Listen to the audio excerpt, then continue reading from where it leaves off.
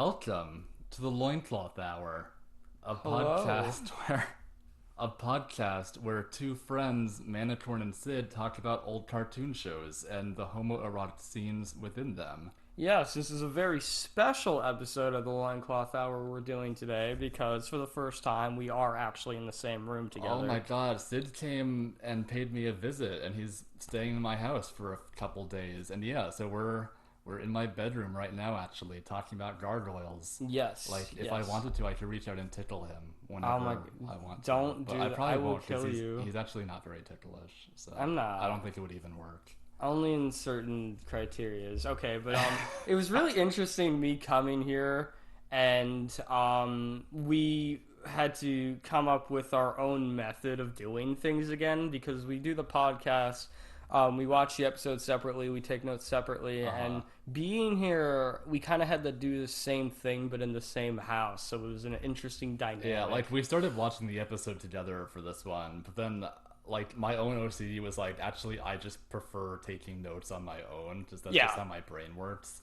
But it's all good. And now we're at least here together to discuss the episode now, which by the way is episode 7 of Gargoyles Temptation, Yeah, it's a which very interesting title. it It's makes me think almost of a soap opera. It Like makes me think of temptation. sexual temptation, like Which something. I think that's what a lot of this episode is about. Like low key. We get that first real sense of Brooklyn's fuckboyness in Oh this my god, episode. he's such a fuck Just boy. whenever he acts with a female, whenever he interacts with a female character in this series, he just for Like some he's reason, so horny. Then he fucks it up because he's too horny. yes, Like this happens exactly. every time. He tries to be like very subservient. He's kind of an incel in some ways. Like he's very much a nice guys Like finish last I kind feel of like guy. if he was like walking along with a female acquaintance of his who he was interested in, and that like they spotted like a patch of flowers on the ground, like he'd pluck a flower and be like, "Here for you." I feel Milady. like yes, milady, and And then then he like tips his dab his fedora. hat. Yes. Yeah. That's a very Oh my that god. just seems very in character for Brooklyn to me. I studied the blade. Mm-hmm. I love it. I guess we should just jump right in to this action-packed episode. Okay, so we open the episode up on the shot of a desolate alleyway, papers flowing in the breeze, and cop cars and sirens in the distance. You know, Uh-huh. the city, the very city soundscapes. And then we just immediately cut to the trio doing some, what I wrote in my notes seems to be fucking lab experiments in some garage my or building or God. shed. And immediately in my mind, I'm just like, are they trespassing in someone's garage? Or Okay, I don't know whose garage this is the thing. Like, they're just taking up space in it. Lexington is they're working on a motorcycle. yes, yes. Because they're interested in motorcycles from that other episode where Lexington, like, rode one and then fucking blew it up. I love how Lexington is like immediately already has pertained the knowledge into building an entire vehicle.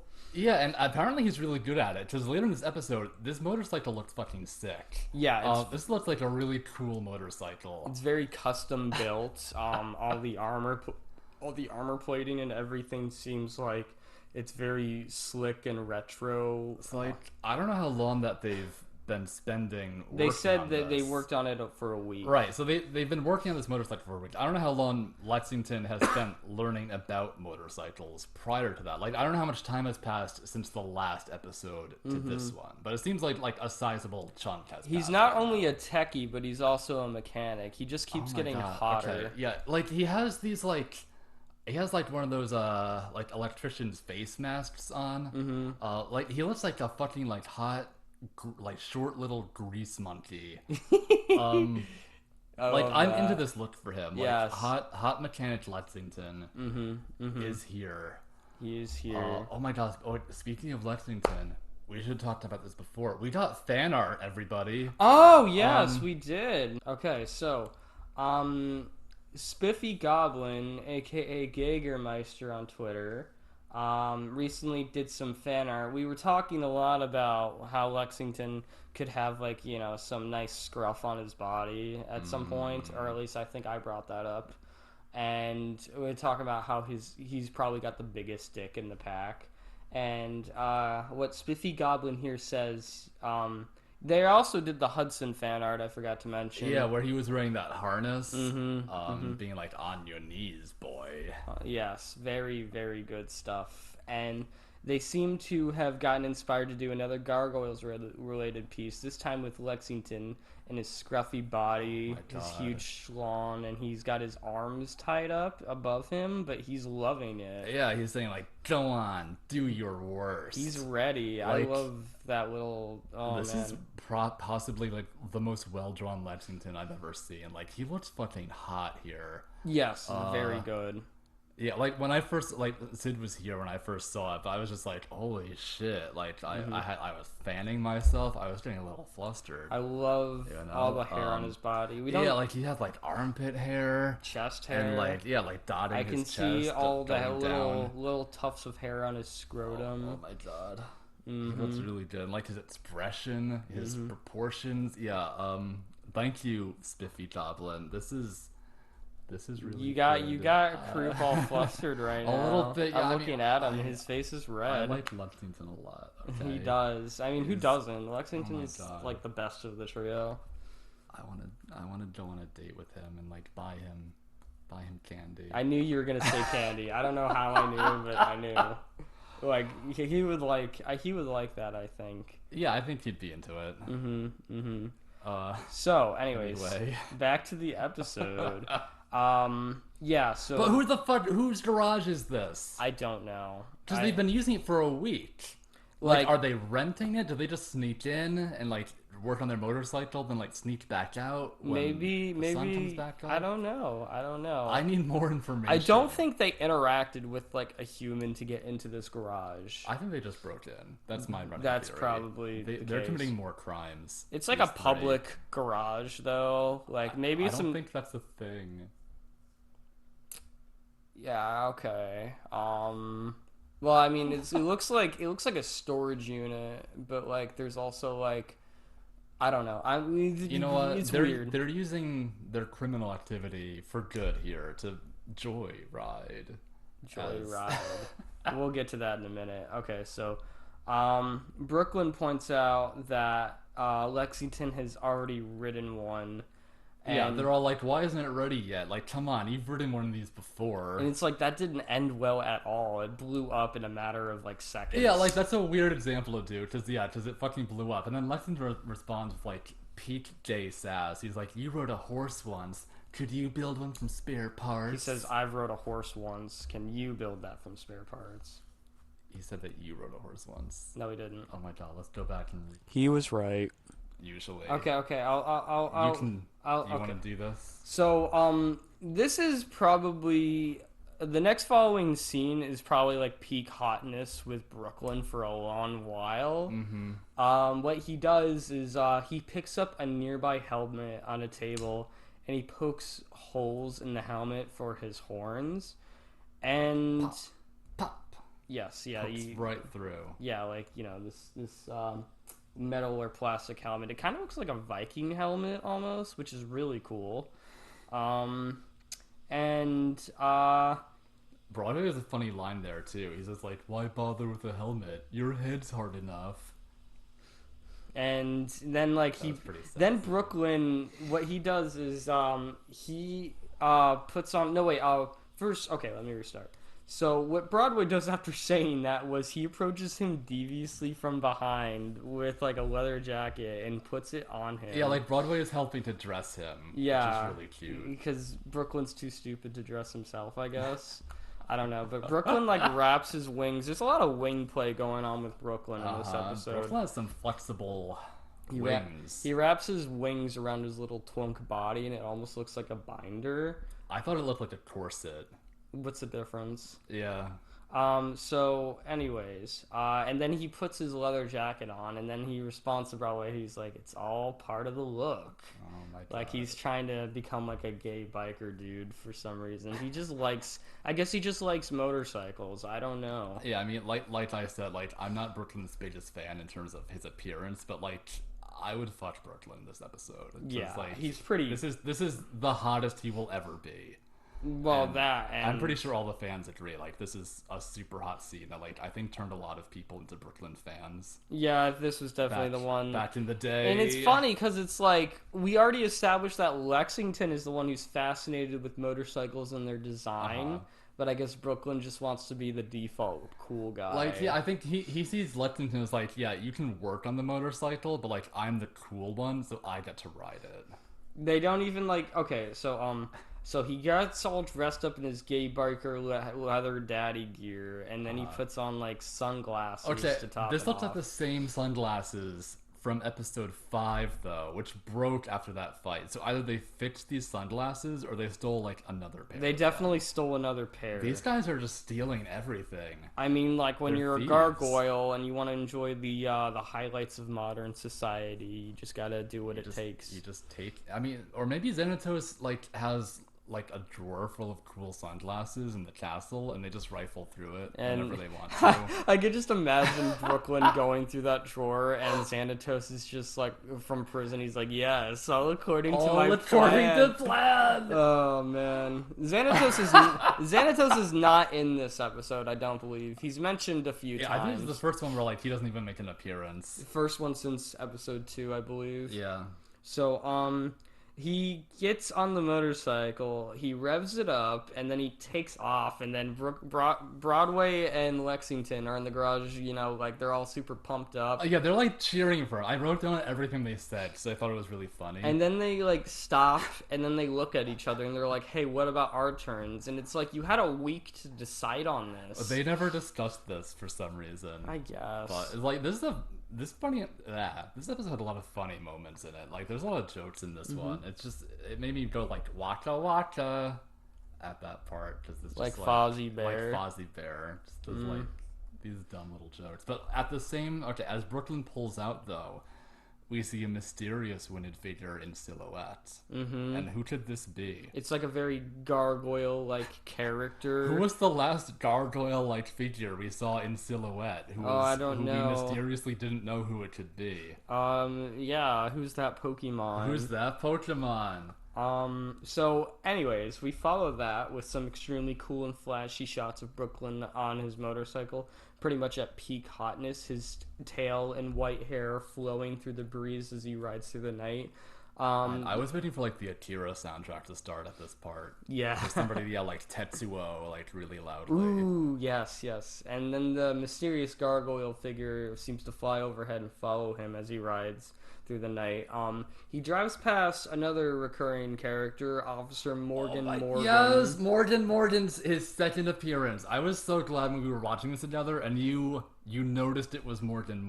So like my work here, I feel like I'm accomplishing something. You are, because I never would have. I never knowing would who have known. people are. So yeah, Morgan is in a police car with his partner, who is not named in this episode. But I looked him up because of course I did. Oh yeah. His partner Phil Travanti. Oh my god. And there's another character who makes a bunch of appearances after this. He only has one other episode where he has lines, but like he's in a bunch of others as like a background character. Okay. And he finally gets a name once the comic starts, but until then he's unnamed. But we know his name. He's Phil. We liked Phil. Phil of the future. Yeah, I think Phil and Morgan might have like something going on. I don't know. Together. They're both just chilling in the car. They're outside like the donut shop. They're drinking coffee, some damn good coffee, some donuts, and they're eating donuts because that's just what cops do. That's what cops do. Yeah. And they both comedically like spill their coffee though as like Brooklyn passes them. And it's funny because it's not like he's like shaking their car or really close to them or anything. Brooklyn just passes by them and they throw their coffees like in the back of the cop car, ruining the seats, I imagine. Oh my god, I guess Brooklyn was just going that fast. Or did they like recognize that he was like non-human? I don't know if they did or not. I don't know either. But they definitely ruined the interior of the cop car, and then they proceed to drive after Brooklyn. Brooklyn sees them chasing him in the rearview mirror, and he's just like, ooh, not good. Yeah, not good. And then he goes down what I think might be an alleyway or just like a... It's a very, like, wide alley, though, because the cop car is following down it. I mean, sometimes alleys can be wide. Yeah. I don't know. They shine like a spotlight on him too in this part.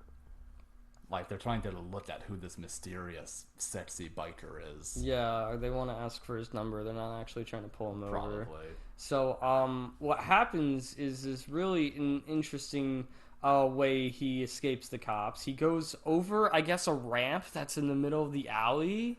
Yeah, and that sends him like over a wall that I don't know. is also in the alley. And as he's like, no, I mean, he doesn't just like go on the ramp. As he's on the ramp, he unfolds his wings, so he has this nice glide to his escape. Very flashy. He's able to glide himself and the bike out of there. And then Morgan stops the cop car upon seeing this, and then he asks Phil if he wants to call it in.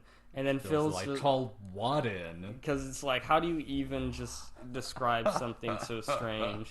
And my favorite part of the scene, Morgan looks down at his donuts, and then he throws them out the window, and he's like, that's it, I'm off sugar. I did think that actually was pretty funny. Yeah. We sort of did a view of his bulge, too, when he looks down at the donuts. Not that I was looking at that. No, I mean, sort of you don't like bulges. They're icky. They're gross. No, I hate this. But yeah, lots of funny moments. This is a comedy episode. It's some funny shit. So, so Brooklyn, he fucking lands his bike, and I mentioned Akira before, but like they literally do the Akira like side swipe motion, yes, where he like comes to a halt. I just laughed out loud when I saw that. And then like he stops and he like takes off his shades for a second, makes direct eye contact with the camera. I don't know why. I'm kind of noted this too. Like, yeah, he flips his sunglasses up, says like, whew, and then like he flips them back it's down. It's like an 80s movie. Like, why did he do that though? I don't know. He looks good though. Like to remind the viewers that like he's still Brooklyn. Like, yeah, we can see his giant beak. Like we know it's him. Oh god. He just has sunglasses on. His beak, man. Like no one acknowledges the fact that he just has a giant beak in like this show. I don't think. A big kissable beak. Well, yeah. Oh, I thought you said he wasn't fuckable though. In this episode, I'm making an exception. So, what happens next is Brooklyn sees like this like gay biker gang pass by in the nearby streets outside Happy the alley. Pride, everyone. And then he's like, yes, kindred spirits, yes, my people. So I thought so this stupid. This echoed to me. Lexington literally said like he wanted to find kindred spirits. Well, Brooklyn was there episode. Listening. Yeah, and Brooklyn was there listening. So I feel like this is like the way Lexington was looking for his tribe, so to speak, last episode. Like Brooklyn also is seeing these people and being like, oh, like they're like me. That's very gay too. And yeah, because his tribe is like the leather daddy community, the leather biker people. It's not even that. Just like you get a good look at these bikers in this next shot, and it's like one of them is like in a sleeveless like tank top. He's got like a beard and long hair, and another one's like wearing like a bunch of like purple, like just like a purple like denim jacket or something without sleeves. None of them have sleeves. You messaged me when you saw him because he was just that fabulous looking. No, okay, like there's a bunch of bikers. One of them is hot to me. It's this big bearded like burly guy. He has a black tank top. That's who I'm talking about. A really big belt buckle and like a headband. Oh, and he's wearing sunglasses at night. Mm-hmm. Actually, a bunch of them are wearing sunglasses at night. And Brooklyn joins their like little biker posse as they're riding through the street, and then they pull over, and the hot one is like, "Hey, righteous hog, man." Oh my God, I also called him the hot one in my notes. Totally tubular, bro. He doesn't say that. Yeah, well, they asked like where Brooklyn got his bike from, and he said that he and his friends made it, and they're like, "Hey." I love how when they're talking to this guy. He has just this atrocious beak for a mouth. Well, they don't notice that until he takes his helmet off, and then they notice. They're like, "Whoa, what the fuck?" No, like the literal immediate reaction, it's like, "It's a monster! Get him!" Yes, their first thought is get him. Like what? I feel like because the X-Men cartoon made like a really big splash when it aired. Like now in its wake, like a lot of other cartoons are So did anytime you see anything like unusual, the first reaction from people is just to attack. So did the TMNT cartoon, where like Yeah, the that's old true, lady too. literally sees them and pulls out a shotgun in the street. Yeah, I mean, I like to think that we've come a little further than that since those times. But no, what these bikers do is they immediately see this monster, like wearing like a leather jacket and stuff, and they decide to immediately just dogpile him and start punching him. It's they like, all do. you know what their punches kind of remind me of is like that Green Lantern scene where Which like one? he gets like Oh. knocked into the wall and, And then the falls. monsters just fly up and just start. Yeah. And it's like, but except like Brooklyn doesn't like really care. He's just like, what the fuck are y'all doing? Before nonchalantly just pushing them off. I like how this fight establishes just like how little a gargoyle like needs to care about normal humans in like a normal fight. Like he's being attacked by like 10 guys. He just sort of brushes them all off. He's like, get the fuck off me. I mean, yeah. And then like he gets like really angry in this fight though. He's like, you wanted to fight? You got it. And like he starts going at them too. There's a lot of like really gay moments in this fight, I think. Just the way the Yeah. bikers fall over. One of them falls over with their own motorcycle and his like legs spread in the Yeah, air. like you see like his taint, his ass is bulge, like, and he's wearing really tight blue There's jeans. another biker. I have to Is it describe. the one with like the bull helmet? I have to describe this one. He's Okay. wearing a purple bandana, a purple shirt with the sleeves ripped off, a leather sleeveless vest over that. What looks to be like assless chaps with Yes! with like jeans or jorts under them, so he's not really naked. And then he's got a porn stash on top of all that. Like I've been to leather bars and like all of these guys look like regulars. And at, they like, look gay like I've been to bars that leather I've been bars, to. and these guys look like they're taking it to another level. So It's a pride parade. in the Brooklyn's they not dogpile crashing. on him a couple times. Like there's literally one scene where they're literally just on top of each other on top of Brooklyn. Yeah, like they all just face at him at the same time. Yeah, and Brooklyn pushes them off. Uh-huh. And then one of them pulls out a gun, and he's like, what does he say? He's like, let's see if you're bulletproof. like, why are they so aggressive? And Brooklyn is even like Brooklyn's like even talking to them, like, you know, in English, being like, "Hey, stop!" And then like, "I was just trying to fit in," is another line that he has, which made me sad. Yeah, that is sad, but it's just like I just find it very nonsensical. And they're just calling him like a freak, and that they're gonna get him. I mean, like, I think it's nonsensical that these bikers, like, if I saw, like, some, like, monster in the street or something I didn't recognize as human, I would run away, or, well, I mean, not actually run away. That's just, like, an average person's response. I would try and talk to them. I don't know. I mean, I've known a few bikers, and they're actually more accepting than most people are. Oh, yeah. I mean, granted, I've known gay bikers, so. I've known, But these bikers in this episode like gave me that gay vibe though, just in how they're dressed and everything, and like Yeah. their attitude, the way they carry themselves. Okay, so he pulls out a gun and tries to shoot Brooklyn, but like the mysterious gargoyle who was watching him from above Who is this gargoyle? swoops by and saves him from the bullet. But the bullet hits his motorcycle and it blows up with just one it just shot. immediately just explodes. Like if it was that like prone to explosion, then it's probably for the best. I mean, the motorcycle that Lexington was riding also just immediately exploded. well, and crashed granted, into a wall. Lexington full speed crashed it into a wall. That's different. I think motorcycles are just very delicate in this universe. I mean, though. I guess it hit the gas tank, but prone even to then, exploding. I think like the gas tank would leak before exploding. Yeah. I don't know. I'm not an expert. Yeah, you know, we're just cartoon watchers over here. And of course, you know, Brooklyn's immediately pissed off as soon as he says. Yeah, he's even more pissed about He's like, that. my bike, even though it wasn't really his. So like he goes back to back with this mysterious other gargoyle, and then like I thought this part was hot, that one of the bikers like throws a chain and like it wraps around Brooklyn's arm, but then he just like pulls on his arm and the guy comes like flying to him, and he like punches the guy out. It was just hot because it's Brooklyn and chains. I don't know. Oh, it's hot because it's Brooklyn. That's a sentence I never thought I you would told say. you this episode is an exception. Okay, so after they punch out a few more bikers, Eventually, Brooklyn and the mysterious gargoyle figure escape in a nearby alley, and they crawl up the side of the building. Only the leader, like only the guy with the gun is left, and he's still like shooting at them. So they're like, okay, let's just leave now. Yeah, he's out of bullets anyways. Yeah.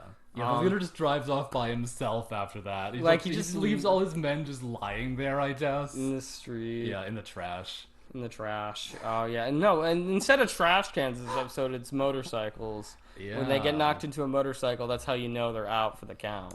But... So yeah, that's how Brooklyn and Demona beat up a pride by themselves. Spoilers! It's the mysterious gargoyles. I can't believe it's Demona. Holy oh shit. My gosh! I mean, it was becoming blatantly obvious during the fight scene, but it's I almost made it to the end before just saying her name. I think it's really weird how like even when she's like in the light next to Brooklyn, like she's still like drawn in shadow. Somehow she's still in shadow. she's like a Heartless from Kingdom Hearts. Oh my god. So they fly off to a nearby rooftop, and then like but I guess they separate because then Brooklyn lands and is like he's creeping around like Lexington, Broadway, because he thinks one of them helped him. Yeah, but then one like of his bros. And then Demona comes out of the shadows and she's like, none of the above. Oh my god! Every fucking time she makes an entrance, she has to have like this really like she has to rebuke the other person with this fantastic line. It's like every fucking time. I mean, she's great though. I love it. And Brooklyn's surprised, and he's like immediately wants to get the fuck out of there. He like recoils. He like backs up to like the fence that's like on the side of this building. Well, I mean, like, granted, he does say that last time they tried to talk, like she wanted to blow him away with a bazooka, right? And then she says that was then, which is just fuck? Like. Okay. That was literally like 2 days ago. Or a week, I don't know. That was then. He's like, and this is goodbye. He like hops up on the fence to take off. Like, definitely showing his ass. Yeah, no, he's on like this, like he pauses mid-perch when Demona tries to like reason with him. Right, she's like, wait, I only want to talk to you. And then we definitely see his butt just like he's like just there. Brooklyn has a nice ass. You have to admit that much. I mean, it's okay. I like his beak. Look, I don't know. I think the problem with me is like even though like an ass isn't perfect, I still kind of like it. Okay, but picture his beak with if he was like eating ass though. That's hot. I like that. Okay, but. So he wants to leave, but she's like, wait. And then she just starts, like, talking to him, but, like, in a very reasonable tone. She like, apologizes. Yeah, she's like, I'm sorry, I was crazy with rage and fear. If you only knew what I'd gone through for hundreds of years dealing with the humans. And then Brooklyn's surprised at hearing this, and he claims that he thought that she was under the sleep spell like they were. And they didn't really register that it was all like a ploy or a lie. Yeah, well, I mean, this is the first time that they've heard that, like, wait, she's just been, like, around I feel like the delivery for that could have been way better, though. Yeah, like, this is a really important piece of information, but, like, it's just sort of, like... It's put there, and then, like, it's not really addressed. I feel like it should have been revealed at the end of Awakening Part 5 with everything else. Maybe, or just save it to, like, City of Stone. But, I like that they're laying the groundwork for a lot of... And, like, for Demona's backstory is one of my favorite parts of the show. Oh, it's great. So well done. So yeah, I just I'm like excited. that, like, it's sort of revealed here, but we don't know anything about it yet. Yeah, exactly. So she says, it's a long story. Centuries long. I'd like to tell you about it if you'd let me. And she gives him this, like, little smile. And he doesn't trust her, rightfully so, but then she tries to appeal to him by comparing what just happened to them to their old battles back in the day. Right. And I guess, like, he decides to give her the benefit of the doubt. So, okay, it's just... She's preying on his own insecurities here. Because he's like...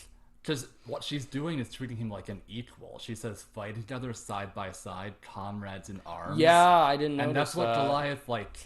I think that's what he wants Goliath to treat him like. But, like, Goliath isn't quite there yet. But, like, Demona sort of probably already knows this. Okay. And so she's immediately, like, being like, no, like, you are, like, on my level. Which is what she continues to do, like, throughout this episode. I did not notice that. This is just... That's some good... She's fucking good at this. She's very manipulative. She's, like, pulling some Black Widow charismatic shit right now. She's also, like, really attractive in this part. And I think I think she knows that Brooklyn has already had a crush on her, like, Oh yeah. previous to this, and she's also playing on that. I think the thing about Brooklyn's character is he's very insecure. He constantly feels like he needs to show off like how cool he is or how great he can be. And I think Right, but that's just like to cover up his insecurity. and yeah, no, that's where his insecurity comes from. And it's like not only that, but he's also like drawn to just any female that gives him. So horny, and now like there's no female gargoyles left other than Demona. So like she sort of has him over a barrel. She, like if you want to have sex with a female again, like you sort of have to be nice to me in a way. Do you think Brooklyn and Demona fuck at some point during the show? I feel like they I did. don't think during the show, but I think it's like maybe. I think it's open to possibly happening. I feel like after. I feel like it definitely might have happened at some point. I feel like maybe. I mean, as we go through the episodes, we can see if there's a spot where that might have happened. Okay. I know that he wants to have sex with her. Like he probably has jerked off, like imagining her.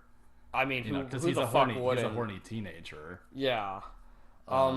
So Broadway and Lexington, we cut to Broadway and Lexington. They're flying back to the castle. I guess they're just like, not following Brooklyn or anything. And at the castle, we see Hudson, Goliath, and Bronx are all in the rec room watching TV and Goliath's reading a bunch of books. Okay, no, I counted the books in the scene. There are 20 books on the floor. Oh my god! And he's exactly halfway through them. Like there's a pile of books he's read and a pile of books that he has yet to read. What are they even? We can't see the title, but like I thought this was really interesting because it like without really like needing to spend time on it, it highlights like how Goliath learns as opposed to how Hudson learns. Like Hudson's watching TV and accumulating knowledge like that way, while Goliath is more of a reader. It also highlights like without really revealing it yet that Hudson actually can't read. Like Hudson's illiterate. Oh yeah. So like we never see Hudson reading. It's always Goliath. Oh, that's really cool. So I just thought that was like a really neat sort of like thing to notice like on a rewatch. God, I completely forgot about that. Yeah. I also think it ties into why Hudson's more of a man of like action and entertainment, and Goliath is, he's very leader-like. Right. Like Goliath has to have like a strong foundation of knowledge because you never know what can come up. While Hudson is more of a I'll lay back and let you service me, lad. Sort of guy. I love it. And Hudson's just watching TV, and there's like this blonde woman on TV, and she says to someone, she's like, "Who do you think you are, Elvis?" And there's like a laugh track. I don't know what show this is supposed to be parodying. I don't know. I have no idea. But I thought it was funny. I tried to find out. Like I looked through the Guard Wiki for like any information. I don't know. Sorry guys. I don't know. There's a lot of stuff on the TV. Okay, and while we see this scene, we also do see some significant side butt from Goliath as he's sitting. Oh, well, yeah, we do. You sound disappointed. Oh no, I was just sort of acknowledging that is a thing that we see. I like side butt. I mean, I'm disappointed that there isn't more side butt. Well, if anything. Goliath does sit down a lot in the show. We do see a lot of side butt in the he show. Sits down. He mans if you guys have like a side butt fetish, oh my god, Gargoyles is a good show. That's true. Yeah, I feel like Gargoyles will scratch that itch for you. Yeah, speaking of which, I'm scratching my back as you say that. I don't. We sort of. Okay, so Lexington and Broadway both walk in. Goliath asks the two where Brooklyn is. Broadway is like, he's out joyriding. And he like pantomimes like holding a motorcycle handle. And then Goliath is just like joyriding. Joyriding. And he looks back in his book like he's looking for the definition of joyriding in there. It's very cute. I love them. Adorable. Like I want to take Goliath and like be like, hey, Big Daddy, like I'll teach you this like newfangled lingo. Like just come by my place. I'll fill you in. That's like some fan fiction worthy stuff right there. Okay, so back to Brooklyn Demona's date. Demona begins to try. It is sort of a date, though. I guess, I don't know. An evil date. She's kind of like manipulating him with her feminine wiles, which I'm all for. Yes, so like she's showing him around, basically trying to turn him and his opinion on humanity, because like Brooklyn and the Manhattan Clan in general are sort of like willing to believe that there's good humans out Right, there. and Demona's trying to show him that, like, actually, no, like, humanity as a species is not good, and you should not want anything to do with them. So we're going into the main conflict of the episode. Last episode, what was it? It was like It was Lexington and the pack, and wanting to be accepted. no, I mean like the meaning, wanting to be accepted. Right. This is kind of the same way. I mean, I think like I these. do feel like this episode like an echo of the last one a lot of like Next episode kind of is too as well a Yeah. little. But the main theme of this episode is trust and morality, especially when it comes to gargoyles and humans alike. And it's like when Brooklyn says he's unsure when Demona brings up her points. That's when she knows that she can get in. I love the line Demona says here, saying that over the centuries she's seen horrors that would blast his soul. Yes, it's so dramatic, and the way she delivers it, like that will blast your soul. Like it's Marina Sirtis does such an amazing job on all of her lines. She's amazing. But okay, so she starts out though just asking him if he did anything to provoke the bikers who attacked him, and he says no, that he didn't do anything. To which she replies like, exactly, that's what humans are like. And he says, but Goliath says like, you know, when they get used to us, and then she's like, they were used to us 1,000 years ago. Which is true. Which is true. Like she does have valid points in this conversation. And she's like, did that stop them from betraying and destroying our kind?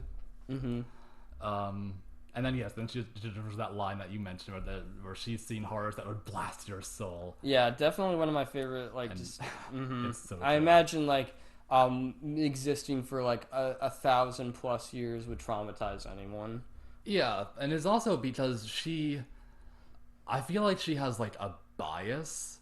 Because like she has decided that humans like have no redeeming qualities, so she doesn't see any for that reason. Like she doesn't have an open mind to people. Right. No, she's very like alone, as one could say. Very yes. solitary. She's like not listening to anyone except her own ideals. But she's going to show Brooklyn the world through her eyes, so to speak, and she holds out her hand. Is like, come, let me show you what mankind is really like. So he takes her hand, and then they just both fly off. He looked throughout absolutely the city. miserable though as he took her hand. He's like contemplating things. He's Yeah. very unsure about everything. I think it's his now. first time like with like experiencing femdom and being put into subspace. Yeah, no, Demona will have an impact on anyone. She's in not a that good category. dom, but she's a very strong dom. So they fly through the city and they perch on a building nearby as they observe to be what looks like a mugging. A girl her purse is being robbed, and I don't know if you noticed this, but I think the guy robbing her purse is one of the thugs from Awakening. Is it? I didn't notice that. The guy with the leather jacket. Oh my god! I'm so glad he's back. I think it's him because he's wearing a leather jacket, Holy shit! just I like hope that it guy. is. Wait. Was We it don't the get it. hot guy? We don't get it. No, it wasn't the hot guy. okay. Was That guy one had of a the other sleeveless ones? denim. That's right, he did. The guy with the gay earring. Okay. That guy. Oh my god. We don't get a good look, but we do see the leather jacket as he runs off with the purse. I hope he's doing well, going to his 4-H meeting. He's still robbing people, so. And when Brooklyn sees this happen, he tries to fly after the criminal, but Demona stops him, saying that the human justice system is so flawed that he'd be out of jail and back on the streets in a day, which I guess kind of true. Yeah, I thought this was a weird argument for her to make, though. Yeah. Because, like, why would she care if the human justice system is, like, efficient or not, or whatever? I think this is probably my own biases talking. I would have preferred an argument to have been, like, the only reason that these humans have to steal from each other is from, like, systemic, like, injustice within their own kind. Like, they can't even keep their own that kind would have been a fed better argument. and housed and everything. Like, because that would also contrast humanity more to gargoyles, who are much more communal, and they always make sure to take care of all of their own kind. So like that would be like, humans can't even do that. Like, they don't care about each other. What makes you think they would ever care about us? Yeah, exactly. That would have been a much better. Argument. Maybe just a little improvement the episode could make. Yeah, no, I agree. I think criticism. I think you're right. But and it's but like, this argument what does is work. that, Her argument does work on Brooklyn at least. So yeah, but it's what is still her fine. argument even trying to say? People who steal purses should be like killed so they don't do it again. I guess. I mean, yeah. I guess that's kind of her mindset at this point. I guess she thinks the police should have more power to like convicted and imprisoned people. I I don't know. Anyways, they go to an apartment building somewhere where they see a couple fighting. The woman throws a glass vase at the man. This is kind of heavy. Yeah, because it's it looks very like heavy. a husband and a wife. The husband is saying, like, look, his grades stink. His friends are hoodlums. Talking about their son, and the wife is like, "Why do you care? You're never here anyway." And she just fucking throws a grass box at her husband. The dad is like actually concerned about their kid, and the mom's too preoccupied with like the husband's absence. Yeah, like I don't even know what this argument's about, but like it's fucked up though. And then like Brooklyn and Demona look around the front of the house, and like their child is running out, like crying. Yeah, like, just down the street. Yeah, no, the episode gets really fucking heavy, like around this part, and it's and then they go somewhere else. I think the next shot we see is like really probably the darkest moment of the episode. So they come to a murder scene, I think. Yeah. Okay. So there's we see chalk lines, police around the chalk lines, a gun being put away in a plastic bag for evidence, a body bag being carried away in a car. Yeah, like we actually see a body bag. It's pretty fucking grisly. Which I looked on Greg Weisman has talked about this scene that he's still amazed that the censors like allowed them. Oh right.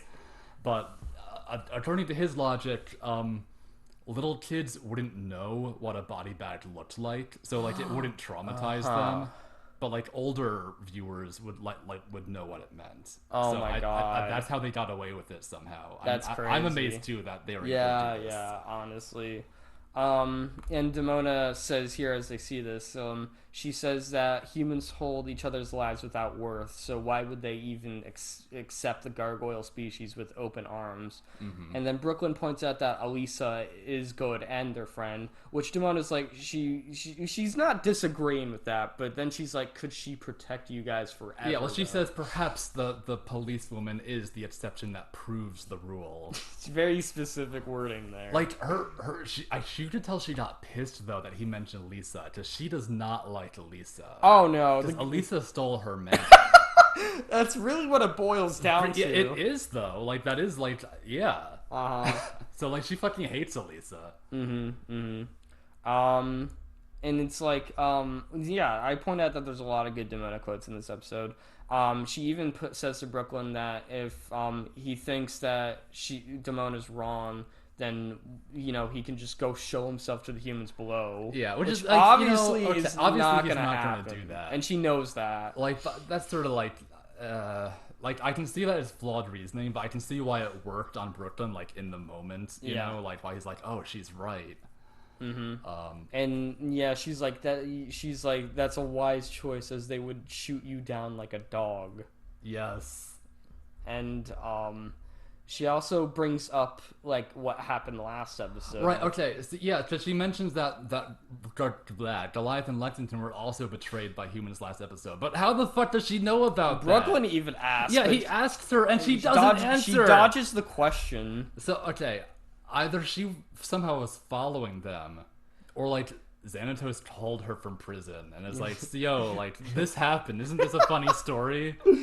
Like, look what my bisexual group of weirdos did to Goliath and Lexington." I could just imagine just like Xanatos on the phone gossiping with Demona, and he's like, yeah, God. And then Wolf like totally jerked off in prison. Oh my afterwards. God! Yes, we have it on film. It was the funniest shit. You should have been there.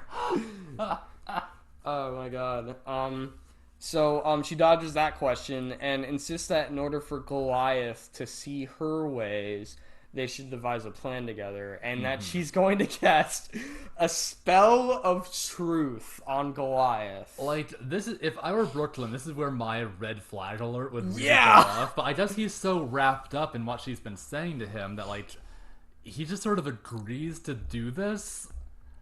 Like, Brooklyn reminds me of, like, that kid in that episode of That 70s Show where, like, Donna is like, she's like, if you let me have that street sign we're trying to steal, I'll show you my bra strap. And then he just does it because he got to see her bra strap. And Donna says, like, if I showed that kid my whole bra, he would have given me his bike. Yeah. And it's like, that's like what Brooklyn reminds me of. Like, if like you just flash a pair of tits in his face, he'll be like, yes, queen. Yes, my queen. Like, Demona doesn't even need to flash anything. Like, she knows, like, just her presence is enough for, like, Brooklyn to sort of want to do things for her. From, like, a psychoanalyst perspective, I really admire Demona. From a moral perspective, I'm like, that's a bit fucked up. Yeah. But it's like, one of those villains where it's like, you love to see the way they work. They're interesting. They have dynamic to them. Okay, but this spellbook... It's also named for the first time, and it's called the Grimorum Arcanorum, which I think is one of the dumbest names for a spellbook ever. Do you know what it reminded me of? What? The Thievius Raccoonus, yes! From Sly Cooper. Oh my god. I hate this name, and also it's the Magus' spellbook that he used. So, like, they could have used something more subtle, like what, the Grimoire, or like the Grimorum, but no, the Grimorum Arcanorum. It comes from Arkham Asylum. Oh my god.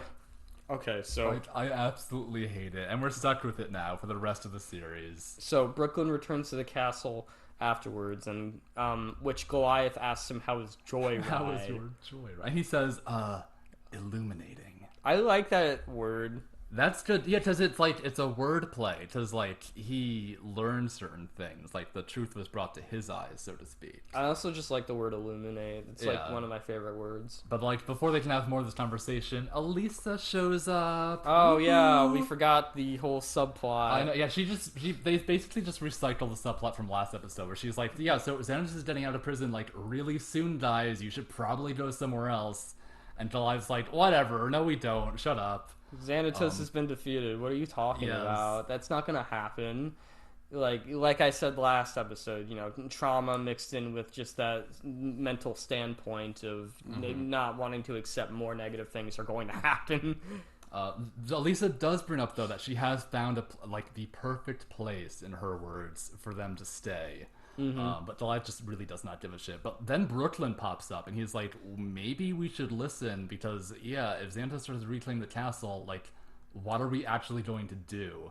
And then Goliath says they'll just deal with that. Yeah, they'll just deal with it. And when it happens. Right. Like, just totally disregarding Elisa again. Yeah, and Brooklyn, which I think helps Brooklyn then, like, betray him in this episode. But yeah, so Goliath and Brooklyn have, like, sort of a face-off as the sun comes up. It's just like last episode, where Goliath and Lexington also had a face-off as the sun came up. And Elisa comments that's one way of avoiding a conversation before leaving. Like, for real, though, like, I wish I could just turn to stone if I didn't want to talk to someone anymore. Yeah, you could just turn the stone in the middle of the podcast, let me do all the work.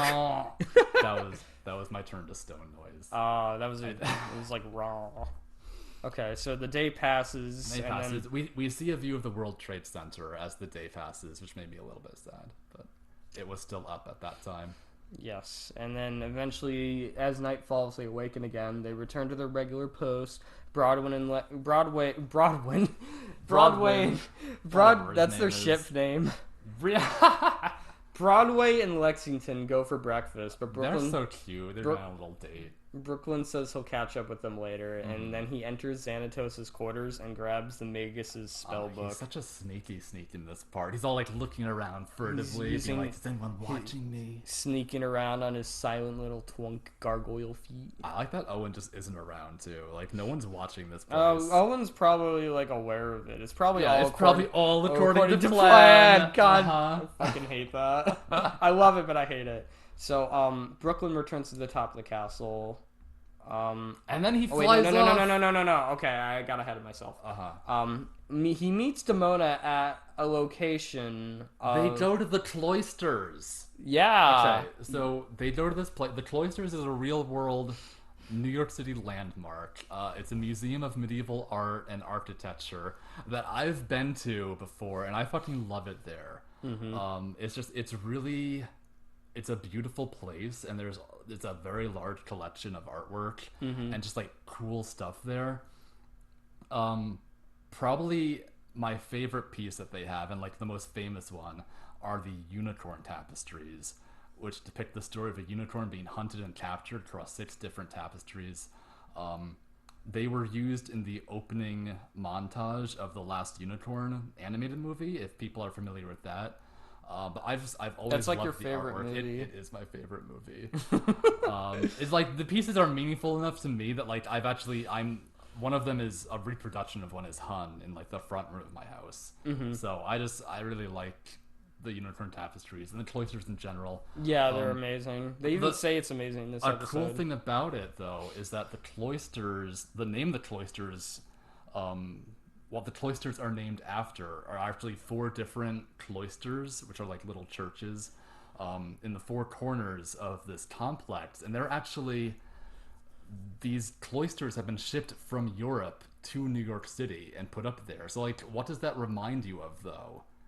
Like a castle on top of a skyscraper? Like, I don't know. I remember last time I visited the cloisters with a fellow Gargoyle fan, the way I described it was just like, yeah, it's Castle Wyvern, but if it was You visited the church. Cloisters? Yeah. I want to go there one day. Yeah, I went there as a kid, and then I went there again. Is it like a tourist site? Yeah, it's a museum. You can go. It's like $15 admission. It's been so long since I've been to like New I know, York like City. if we were closer to NYC, I would bring you there. No, like, I get it. Like that's a someday. I'm saying, but like it's really cool. I have really faint memories of New York City. I lived there for like 6 months when I was like 6 or 7. Nice. I remember seeing the Statue of Liberty. I'm not actually going on the island, but like we passed it on like a boat. Yeah. On like a little tourist boat.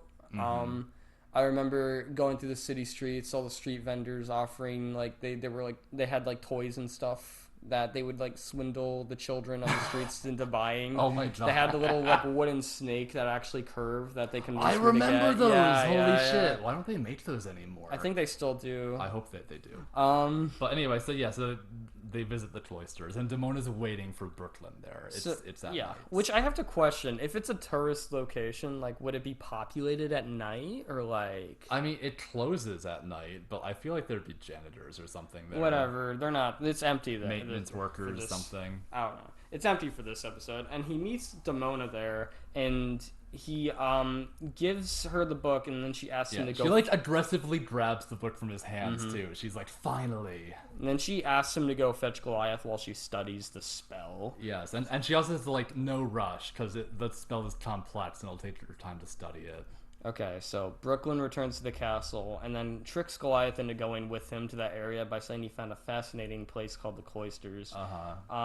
And they Goliath just like a little grin on his face. Yeah, like Brooklyn like asks him out on a date. I was like, ooh. Yeah. So they go back to that area and Goliath examines the surroundings. He comments that it's beautiful and he wishes they brought the others. And then as Demona always fucking does every single time, she replies to the conversation that's happening as she comes out of the shadows. She says, "It's good you didn't, because we wanted you here alone." Goliath makes a surprise Pikachu face. I know. And like, Brooklyn goes over to Demona and like her little minion goblin man. Yeah. He's just like her manservant. Mistress, command me. The Igor to her Frankenstein. And Goliath is like, Demona, so you did survive. I always survive. She retorts by saying she always survives. That's one of my favorite lines from her. That's valid. I mean, like, that's relatable almost. I love it.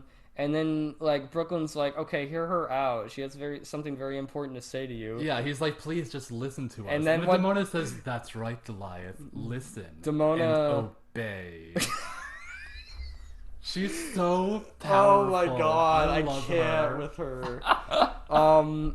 And she reads some Latin or something from the book. She says, I'm probably going to mispronounce this, but she says, sine dubio instantatum, which translates to without doubt, instantly.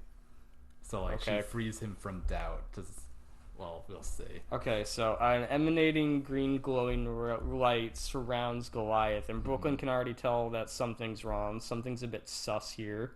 And Goliath, like, roars in this green light. And his eyes become green, and we see now that he's been hypnotized into a mindless drone. Yeah, his shoulders just sort of slump for forward. Demona to obey. It's so easy to put him in subspace, especially for Demona. Like, she just had to snap her fingers, and he was hers to death. Low key very horny. It's sort of. I remember being a child and seeing that scene and being all like, "Wait, He does everything that they say. Like, literally everything. Yeah, so Brooklyn is like, whoa, like, what's going on? And Demona's like, oh, don't worry about it. And then Let me just talk to Goliath. And she starts being like, humans are our enemies.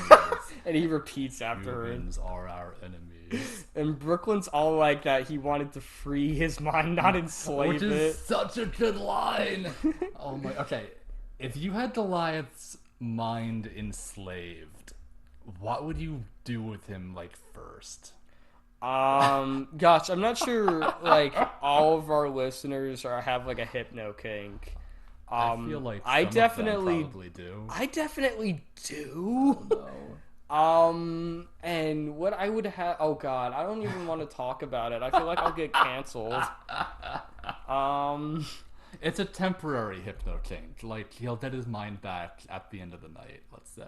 And then, yeah, so... It's consensual. It's very... Yeah. Well, not in the episode's instance, but I mean... Okay. I'm not gonna get into it. I would order him to, like, fetch me a hamburger. That's wholesome. Yeah. And then I eat his ass out. Okay, You eat anyway. the hamburger off his ass. Oh my god, yeah. Okay, but yeah, so Brooklyn's like, I wanted to free his mind, not enslave it. He tries to grab the And book she says, from yeah, you Demona. want him to know the truth. Now the truth we tell him will be the only truth he knows. And then she, when Brooklyn starts to, like, trying to stop this, because, yeah, no, there's definite red flags. Yeah, that like, are he up understands now that he fucked up. Yeah. So, Demona commands Goliath to restrain him. Yeah, I like the wording of that, too. Very, very interesting. Like, Goliath, put your packmate in bondage, or whatever. So he Goliath grabs Brooklyn by the shoulders Oh my and starts God. bear hugging him, but Brooklyn breaks like free. his big muscles just squeezing Brooklyn against his body. That's probably... That was happening. Yeah. But Brooklyn breaks free somehow. Yeah, I guess because Hypno Goliath is so slack that maybe he's not as strong as regular Goliath. Or maybe his mind just, like, doesn't work as quickly. He wasn't able to react in time to Yeah. Brooklyn's like quick moves. Mhm. Maybe. So yeah, so Brooklyn scampered away. So And Brooklyn scampers away and hides inside the building. this is like the long action sequence of the episode, I feel like. So Demona and Zombie Goliath follow inside, and Demona insists to him that this is the only way, and he will obey until they reach their goals. Yeah, she's just like speaking into the room because she knows that Brooklyn is there somewhere. He's So hiding. we from also get a them. sense of like where Demona thinks she's gonna go with this plan. Like they're just gonna wipe out humanity, and by the time they're done with that, like they're just gonna protect him from his naivety. Yeah, they'll just protect him from his naivete like forever, apparently, by just keeping him mind controlled. She said that like until they reach their goals, implicating that after they eliminate humanity, they're just gonna be like, okay, yeah, let's bring Goliath back. I'm sure he's gonna love it. He'll be totally fine that Yeah. we just committed genocide. Like it's cool. It's funny because Don't worry about later it. in the episode we learn that he's like completely aware the whole time. Yeah, so he is able to listen to everything that's happening, and he'll remember all of this too. Yeah. I do think that the usage of naivete from her mouth was interesting because Xanatos used that same word to describe I Goliath can't as pronounce well. it right for the life of me. He said, "Oh, Goliath, your naivete is refreshing." In one of the episodes of Awakening. I forgot. Okay, so Okay, so this is Brooklyn like comes out of the shadows and like, do you know what he's doing here? It looks like he's just trying to like touch Goliath's face. Mm-hmm. But why is he doing that? he's trying to kiss him. Like that's what it looks like. But like, why? He's true love breaks the spell. It doesn't work because Goliath like grabs his wrists instead and like throws him against the wall. It's like Brooklyn's all like stunned. And then Demona goes to stand over Brooklyn. She's trying to cast the same spell on him to also like bring him under her control. Yeah. She's just gonna have a bunch of mind controlled But hot male gargoyles like kneeling at her feet pretty soon. But pretty much what happens is Brooklyn tail whips the book out of her hands. Yes. While she's trying to read the spell.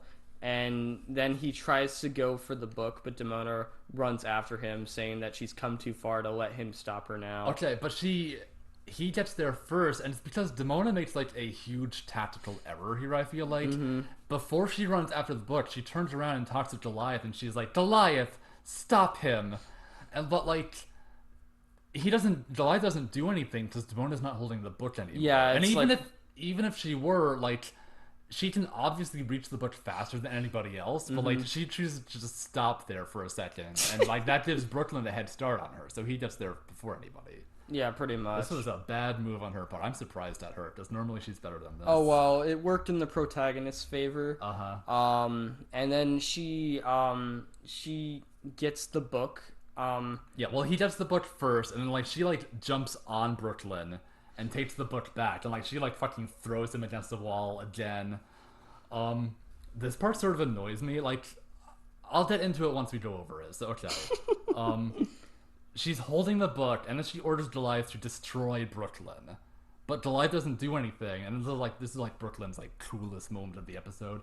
She's like, "But I hold the book. You must obey me."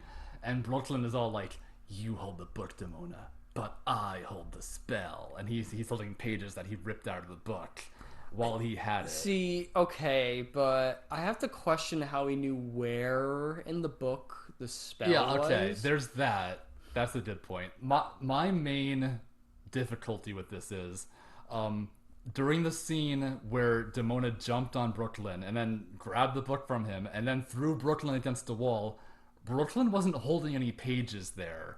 So when did he get the pages? Did he like stuff them down his loincloth? Like, where was he keeping them? Well, How did he do all that so quickly? While they were fighting, Brooklyn rolled over the book and ripped out the pages with his muscular butt cheeks. Oh my god. Like, okay, I want it to make sense, but it doesn't. I just sort of wish that it did. Because I like it in theory. Like, it's cool that there's... you know, you hold the book, but I hold the spell. Like, that's a badass line. And it is, like, what she had said earlier. She was like, whoever holds the spell can control Goliath. So, like, it's a good line, and I like it as an idea. I just, you know, in execution, it could have been slightly improved. Anyways, so now Brooklyn is the daddy dom for Goliath. Oh my god! And he commands Goliath to attack her. Yes. But she fights back and, like, drops, like, a curtain or tapestry over Goliath. And he's just... okay, I hope to god this isn't one of the unicorn tapestries. I don't know. Okay, this part actually makes me so angry. They'll fix it. No, they won't. They'll fix it. How? Goliath rips the tapestry apart as he comes out of it. They'll fix it. This priceless medieval work of art is destroyed. It's fine. Like, this part just...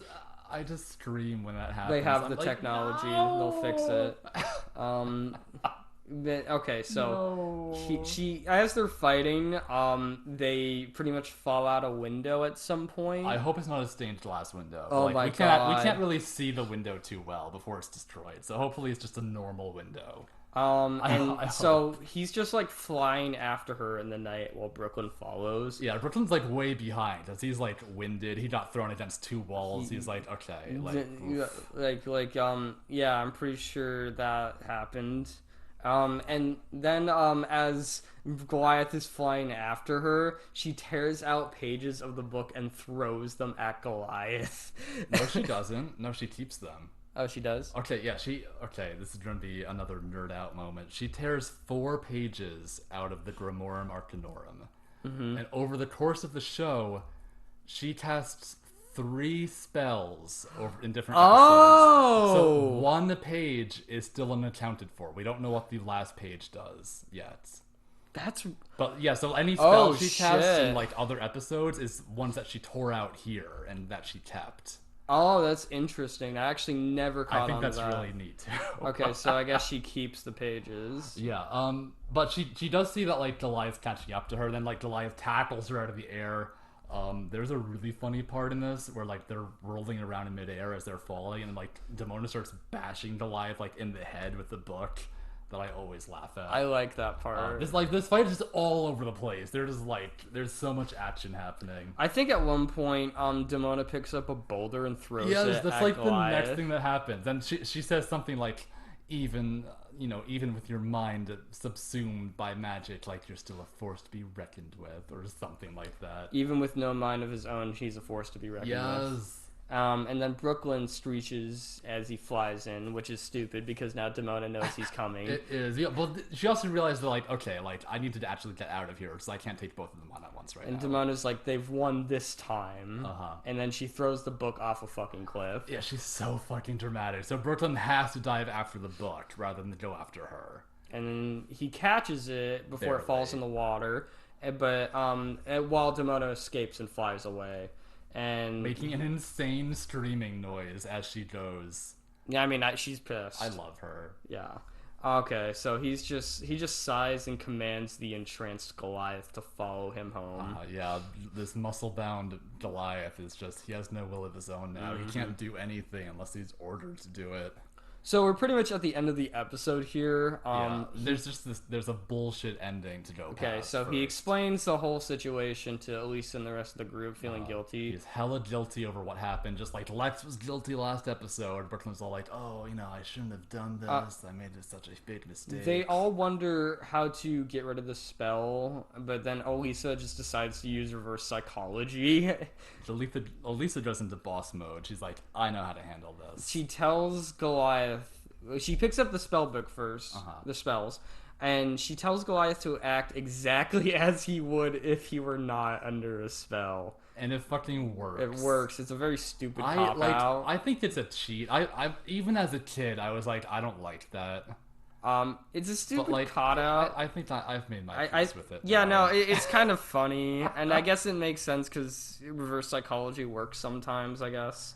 And I think I'm mostly just salty because I wanted to see what shenanigans they could get up to with Hypnoservant Goliath. Oh my god! Imagine the trio just like getting Goliath to do anything that they wanted. He's and, like like fighting over like, no, I get to control Goliath today. No, it's my turn, and like fighting over the pages and stuff. They put Goliath in like a maid outfit. Yes. And he's like cleans up for them. Okay, I'm actually sort of into that. Okay, Oh but the spell's broken. Goliath's, he comes out of the trance. He's like very clever, and they all cheer. Yeah, he like congratulated Elisa on being such a smarty pants. Brooklyn comments that any species that has Elisa as a member can't be all bad. And she's like, thanks. I guess. I think. They all start simping for Elisa, and it's valid. Okay, but like, real talk though, when Brooklyn said that to her, a thought did occur to me. Like, do you think he also sort of has a passive crush on Elisa too? I don't know. I think any woman who Goliath isn't in a relationship with, I think Brooklyn sort of also wants to be with that woman. It's so funny because there's just this constant subplot throughout the show where Brooklyn is constantly he's just really horny. He's cuckolded by every woman he meets. Yeah, like every fucking time it happens to him. Like, I feel bad for the guy, but like, he's just it's not that he actually right there. It's not that he actually likes them. He's just horny. Yeah, he just really wants to get his rocks off. Yeah. Like, poor Brooklyn. Okay, so Brooklyn apologizes to Goliath, but Goliath already forgives him because he was already aware while being under. Yeah, he's like, I already heard, I heard your apology while you were like crying. We have 2 minutes left of running time. Yeah, Brooklyn. we don't have time to enter this again. And Brooklyn says something like, what Demona sounded like, what she said sounded true at the time, and Goliath says, of course it did. It's a half-truth that she has thoroughly embraced, but it's not the whole truth.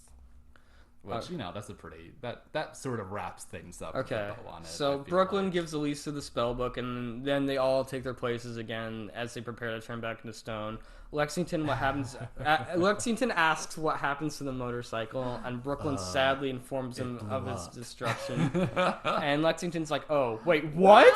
And then the sun comes up, and he turns to stone. We see his shocked face just like in stone. Waka waka waka. And the episode's over. I do like that joke at the end. Yeah, it does always make me laugh because it is really cute. So I think like what we're in right now, I've officially figured out is like a series of like not only solo episodes for the trio, but like episodes where they learn about trust and morality. Yeah, I think they are linked in that way. like Lexington with his like possible like, oh, I finally have gay friends, and then that turned on him. And then Brooklyn finding his own gay friend, and then simping for Demona, and like both of them turning on him. Poor Brooklyn. And you think those were bad though? I'm not looking forward to the next Oh my episode, God. 'cause I know what's coming. Okay, like, so I'm like honestly not ready. I honestly don't think we should do like a horniest moment for next episode. I feel like we can still find. Okay, one. maybe I don't know. Okay, but we'll review the episode and we'll see what we find. okay. I don't know. So for this episode, what would you rate it? I thought this one was really solid. Like when thinking on it, I usually rate it lower than Lex's and Broadway's, but like I think this is a good episode. I'd say not like bad. 3.5 or 4, like probably a 4. I'd give it a 4. Good. It had good animation. The Demona stuff was really well done. Yes, yeah. Like it was good character work all around. Like I think it was really good. The action scenes did sort of drag a little bit, but it's not a bad episode. It just really pales in comparison to Lexington and Broadway. yeah, like both of theirs are just stronger in general. Yes. Yeah, I liked it. I thought it was very good. No, I'd also give it a 4 out of 5 loincloths. Loincloths. What would you say is the gayest character in this episode? The bikers. Yeah, no, they just something about them. Especially that one that you brought up, and the purple vest and the sleeveless, the assless chaps. with the like jeans the whole under thing. them. I think he and like the burly one are definitely like boyfriends. They have to be. Yes, I feel like there should have been a moment somewhere in there where like Brooklyn threw one of them like on top of each other, and they're like no, but they went on top of each other before though. When the dog pile, they were all on top of each other. They were the whole gang. Is just like they were there. I'm pretty sure there was like penetration in that dog pile somewhere, just snuck in. I want these bikers and those 3 punks from that other episode to all meet and let punks like join their biker gang to be accepted and not have to like rely on crime anymore to make ends meet. You know what those dog piles reminded me of is that Always Sunny joke where it's like Frank is talking about like how sex crazed like the 70s were, and he's like, it was crazy. I could like go in there and come out and no one would know the difference. No. And that's probably what happened. But yeah, no, I guess like that whole biker gang, I gotta give it to them. They were pretty fucking gay. Yeah. And they see a monster, their first instinct is to attack and dogpile it. And that's so sad that they themselves are like, a discriminated minority, and the first thing they do when they see someone who's just different than they are is to attack. Like that is sad. It does give you a low opinion. See now you know why I like Wolf so much. Why? Literally everything you just said. He's discriminated against, but he vents it out by going after others who are discriminated against. Yeah, like it's that. It's just it's continuing the cycle of discrimination. It's toxic. That's why I'm very enthralled with Wolf. Another reason, one of the many reasons, is because I had to get in my 2 cents, and I had to throw a Wolf mention in somewhere. Of course, yeah, we can't do an episode without mentioning Wolf. Literally everything you just said, though, the discrimination, I feel like that describes Wolf. Yeah, because he's insecure about his own masculinity, so he has to make sure he's the biggest, toughest man ever, and put other men down so that he can be stronger. Before I drag this episode out for like another 30 minutes talking about Wolf. Let's talk about Wolf some more. No. We're keeping this short. Okay, so horniest moment. Okay. What's yours? Definitely just the entire sequence with Hypnotized Goliath. Hypnotized Goliath was yours, huh? Especially when he was like grabbing Brooklyn in that bear hug. Yeah, we have to put the screenshots and of that of course Brooklyn commanding around Hypnotized Goliath was also very good. Like, yeah, I wish they had done just a little bit more with that. Like Goliath, my feet. I mean the runtime. Goliath. Wait, what? Nothing. Oh my god, I'm gonna kill you once I listen to the recording. I really think there should be more. There's not enough fan art of that. Like, okay, but imagine, if Brooklyn did have Goliath do like some like embarrassing things just as rocks off, just because like he'd always sort of wanted to do things with Goliath, and then he finds out after the spell wears off that Goliath remembers everything oh my that Brooklyn god made him do. See, this is kinky fanfic that writes itself, guys. Yeah, it's right there. I'm picturing in my mind's eye a fan art of just like hypnotized Goliath as like Brooklyn's footstool. He's just like laid back on the couch. Yes, and there's like a collar around Goliath's neck or something. There's like a plug sticking out of his butt. Oh my god! And he's got and like his. Brooklyn rather is just watching TV. Like he has a TV remote in his hand. He has those fucking sunglasses on. And like maybe there's like a little like stream of drool coming from Goliath's mouth as he's just like on all fours for Brooklyn. Oh god, okay. So that's my horniest moment. Docile, submissive mountain of a man. Oh god. No will of his own anymore. Can only serve. I'm partially aroused right now. Okay. I think my horniest moment is actually not Goliath for this one. Can you guess what it is? Oh no. I'm gonna say Brooklyn putting on that leather jacket is probably the horniest moment.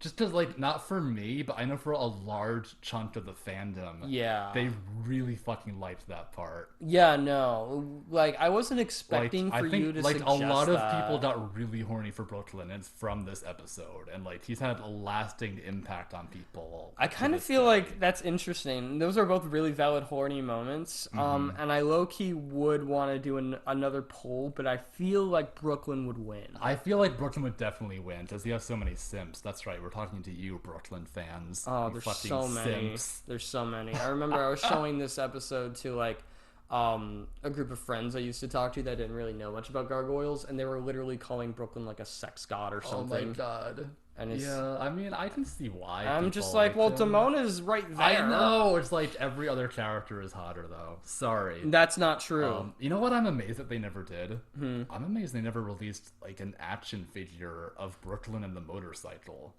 I think they actually wanted... I think they did this episode to do that figure, but then the motorcycle got destroyed like before the first commercial break, and they never rebuilt it.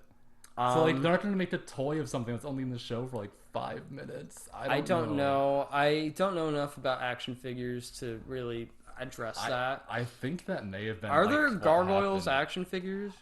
There's I think there's like one wave of them, but in my opinion, they don't look all that good. We need more. We need a lot more. There's that new like statue of Goliath that I think got released sort of. Oh, recently. I pre-ordered that. Really? Yeah, that looks really good. I should be getting that soon. I hope they do that for the rest. I just want a new wave of Gargoyles merch. Is what honestly, I really want. They did release Funko Pops, but really, yeah, I don't want a Funko Pop. Who cares about those?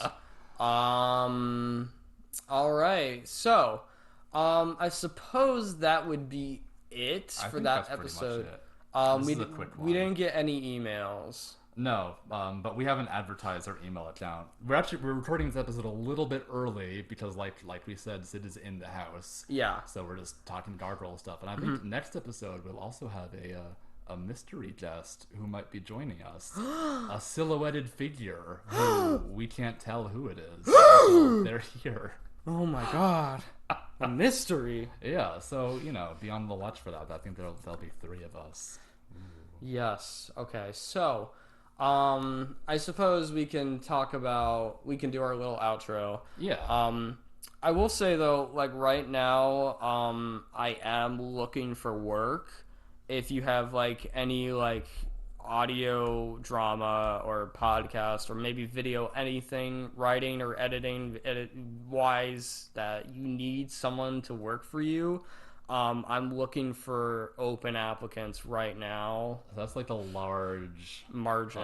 Yes, a breadth of tasks. Okay, so Croup can vouch for me. He's my reference here. Yeah, I can literally he does a good job. I can literally do anything you need me to do. Yeah, like he does all the work on the podcast. I do. His writing is very good, and he's very steady with the commissions. Like if you do commission him, he'll put his work out like on time, on schedule. He's very dependable. He's punctual. Unlike me, when people commission me, I always feel like I sort of drag my feet. Like a little sometimes, bit, but I know that Sid like doesn't do that like I do. Like sometimes I do hinder. Like when I don't get a deadline for commissions, like I do kind of hinder my time. But that's just because I don't have a deadline. If you give me like a time you need something done, I do get it done. I'm very open-minded with commissions. I'm currently writing one that is a story about a young elf girl who is essentially falls for just a harem of orcs. Oh my. Yeah, like it's not it's like really softcore stuff, but like and I've also done a bunch of other stuff. I've done like spanking stories. I've done stories about like pretty much everything. I think my only limits are like definitely no underage characters. That goes without saying on all fields, and also nothing like too violent, but I'm okay with a little violence. And that's really a little about it. violence as a treat. Mm-hmm. If someone were to commission you to write Broadway Lexington Vor, would you write it? Yeah. Okay. Without question. I'm not really into Vor, but I can do it. I understand the psychology behind it enough to write a story. Please don't commission him to write that because I asked the question. It's just if you really do want that, I'll do it. I don't care. I don't know who you are. As long as you're like paying me, I'll do it. Commission to get Gargoyles spanking stories. Not that I want to read those. I would write gargoyle fan fiction very happily for any competitor. But where can they find you if they want to commission you? They can find me on my Twitter at SidScripts. I don't think I need to spell that. SYD SCRIPTS. And for affinity on Alistair Alderman. That's that's ALISTAIRALDERMAN.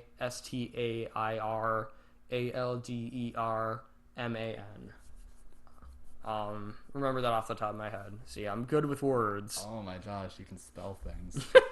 And I am on Twitter under the Manly Unicorn, on For Affinity under Croup, on Patreon under Manicorn.